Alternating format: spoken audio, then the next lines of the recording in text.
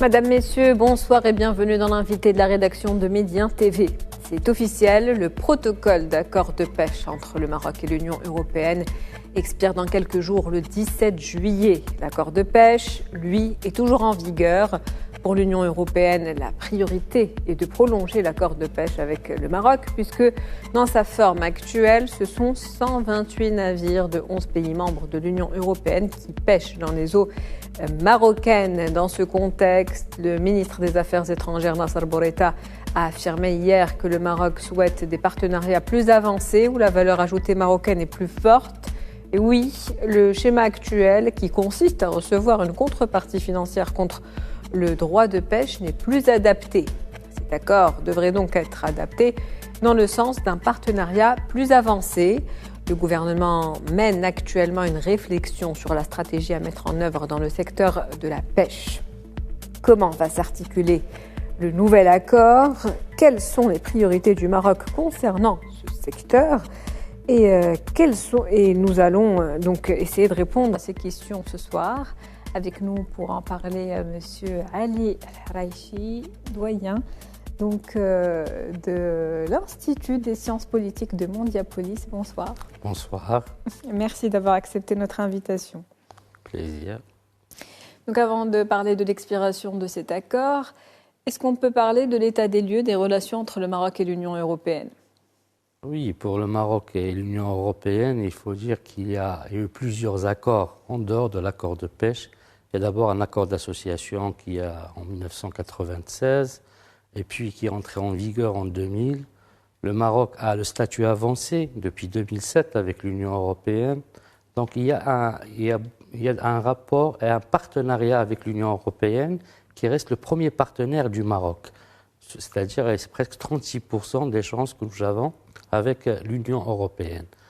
Et il y a aussi des accords d'ailleurs celui de l'accord de pêche et l'accord d'agriculture. Maintenant, pour l'accord de pêche, effectivement, comme vous avez dit, il arrive à terme, donc le 17 juillet. Et va-t-il être reconduit ou pas?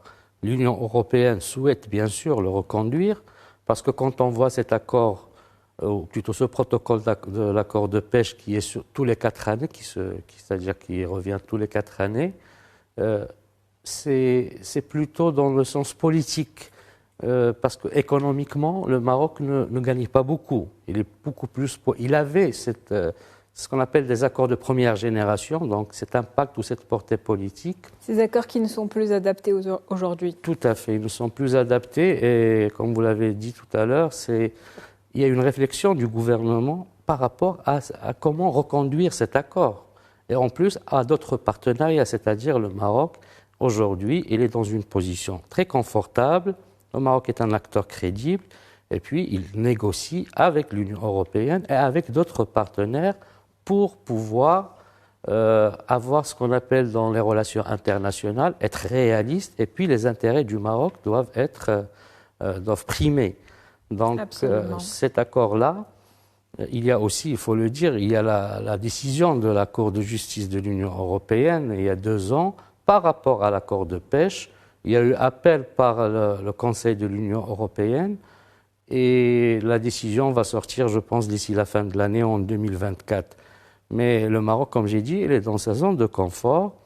Il discute avec l'Union européenne, son partenaire, et il discute aussi avec d'autres partenaires en partant du paradigme,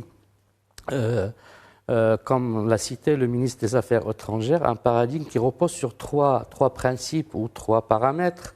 D'abord, il a parlé d'un paramètre qui est d'ordre doctrinaire. Aujourd'hui, la vision de Sa Majesté, de la politique étrangère, surtout après le discours de l'année dernière où le Maroc, c'est-à-dire regarde ses partenariats sous le prisme du Sahara marocain, c'est-à-dire les amitiés et les partenariats du Maroc se font sous ce regard, sous ce prisme-là. Donc si la Cour de justice de l'Union européenne prend une décision et qui ne nous concerne pas parce que le Maroc n'est pas un État membre de l'Union européenne, donc il est dans sa zone de confort, il discute avec son partenaire, c'est-à-dire l'Union européenne, et avec d'autres partenaires. Vous parliez des 3 axes majeurs qu'a mentionné Nasser Bourita hier, justement. La première qui est la valeur ajoutée finalement du Maroc qui doit être plus claire. Ensuite, il y a la stratégie nationale Haliotis aussi, dont vous pouvez nous parler. Oui. Et bien sûr, la préservation des ressources naturelles du Maroc. Oui, c'est-à-dire le deuxième paramètre, c'est la stratégie nationale. Donc, Haliotis, c'est une stratégie qui est là depuis une vingtaine d'années. C'est une stratégie qui veille à d'abord la préservation de cette richesse nationale. Aujourd'hui, le Maroc produit 1% de la production halieutique mondiale. Mais en même temps, il faut développer, il faut aller avec les opérateurs, les accompagner et aussi préserver cette ressource nationale. C'est ce que fait, donc, c'est ce projet Haliotis ou ce plan Haliotis qui est là depuis, comme j'ai dit, presque 2 décennies. Et ce projet-là ou ce plan-là, il lutte d'abord contre la pêche illicite, il lutte aussi contre la pêche au moment, c'est-à-dire où il y a un repos biologique. Et il y a aussi les aménagements des aires de pêche. Il y a des aménagements des aires de pêche pour pouvoir structurer et réguler la pêche, pour préserver, parce que vous savez, les poissons, ils ont un temps de vie, il y a des courants marins, il y a des courants ce qu'on appelle verticaux et des courants horizontaux, et il y a aussi des périodes de reproduction, c'est-à-dire saisonnières, où il faut préserver, il ne faut pas pêcher dans ces périodes. Donc c'est tout un process pour préserver, pour développer et pour accompagner donc les opérateurs. Et il y a aussi l'Institut national de la recherche halieutique, donc qui mène ce tandem avec le ministère de l'Agriculture et de la Pêche, et qui permet au Maroc de se développer. On parle aujourd'hui de fermes, c'est-à-dire de fermes aquatiques. Il y a un développement très important. Comme j'ai dit tout à l'heure, on produit 1% de la production mondiale. Et si on voit les exportations du Maroc en 2021, en 2022, on est dans des chiffres très importants comparé à ce que à l'accord de pêche. On est à presque 28 milliards de dirhams, c'est presque 3 milliards de dollars. 3 milliards de dollars, absolument. Et c'est une production de 1,5 million de tonnes. Donc c'est vraiment énorme et Dieu merci, nous avons une richesse, nous devons la préserver et nous devons veiller bien sûr à développer ce domaine. Il y a presque 120 000 employés dans ce domaine de l'aquaculture et de la pêche. Donc c'est une richesse, c'est un écosystème, donc il faut le préserver, il faut accompagner les Marocains, c'est-à-dire ceux qui travaillent dans ce domaine-là. Et quelles sont les conséquences de la fin imminente de cet accord pour l'Europe aujourd'hui ? Le Maroc, sincèrement, il n'y a aucune conséquence sur le Maroc. Oui. Pour l'Europe, il y a des conséquences qui sont très importantes, parce que sur les 128 navires, ce sont 93 navires qui sont espagnols.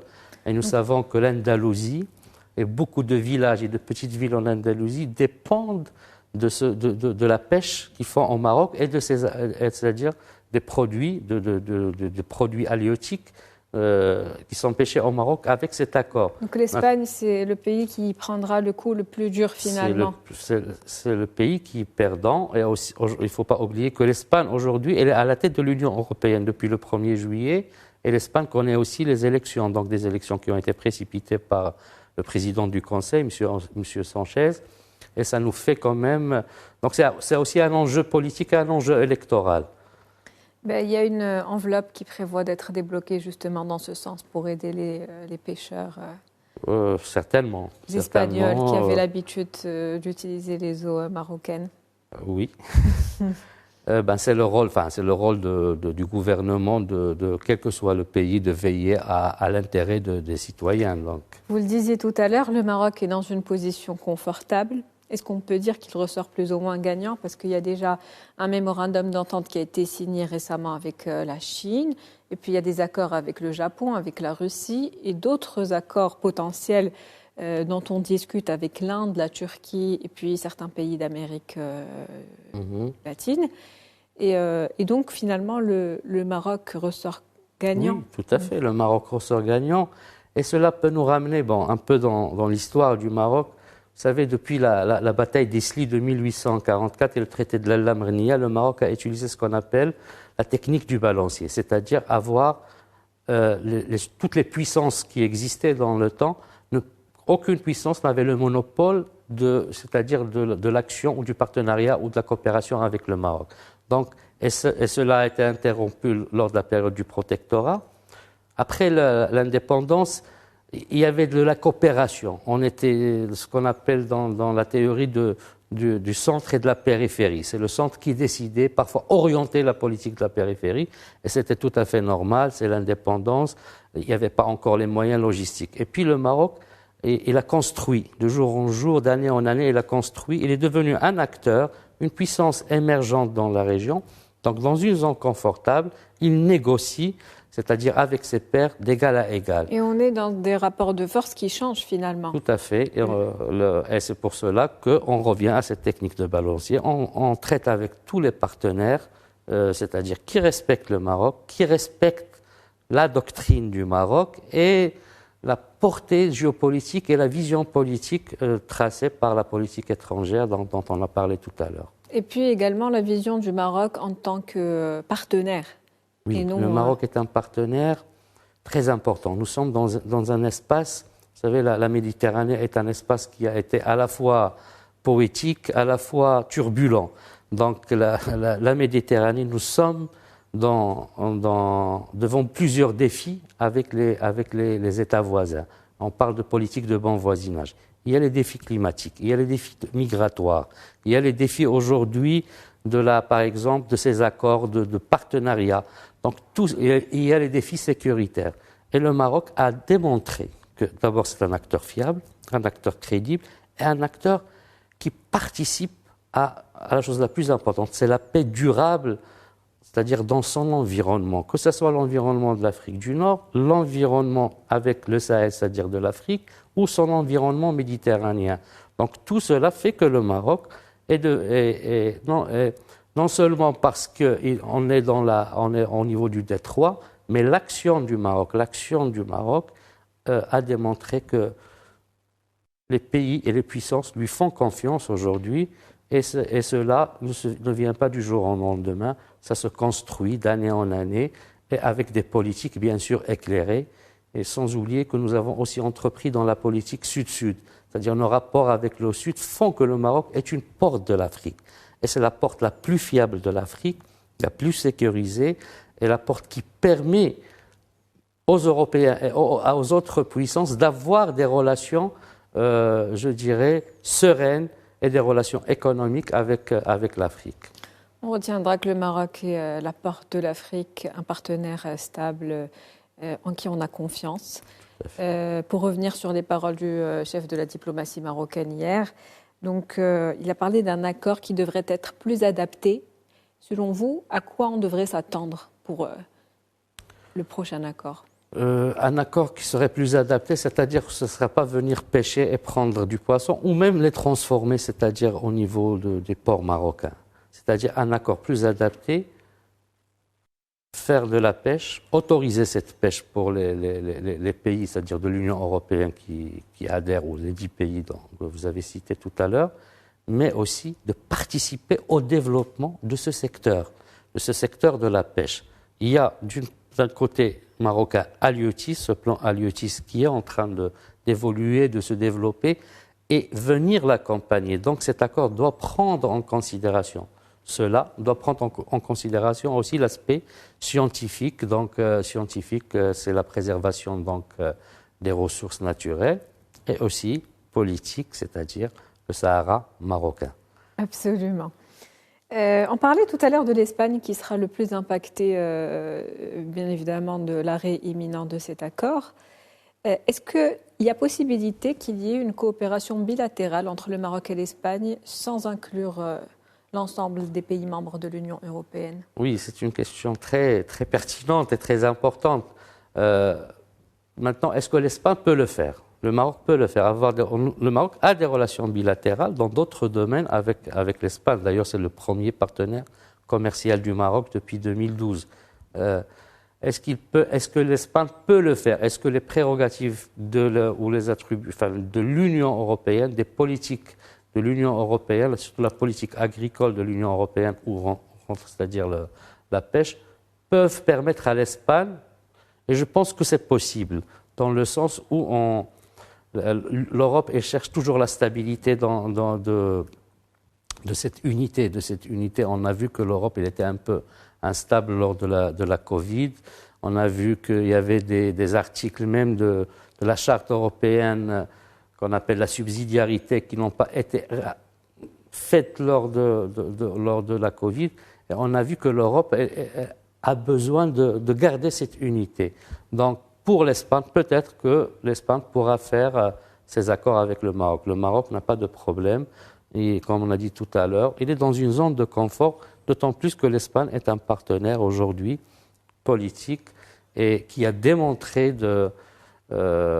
c'était un tournant donc il y a l'année dernière ou il y a 2 ans, quand l'Espagne a reconnu la marocanité du Sahara et a adhéré, c'est-à-dire au plan proposé par le Maroc, qui est le plan crédible politique et qui est le plus